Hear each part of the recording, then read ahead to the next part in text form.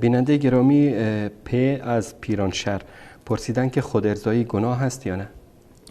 خودارضایی همه به اتفاق اینو میدونند و تمام عقلا اتفاق نظر دارند که کاری هست برخلاف فطرت انسان.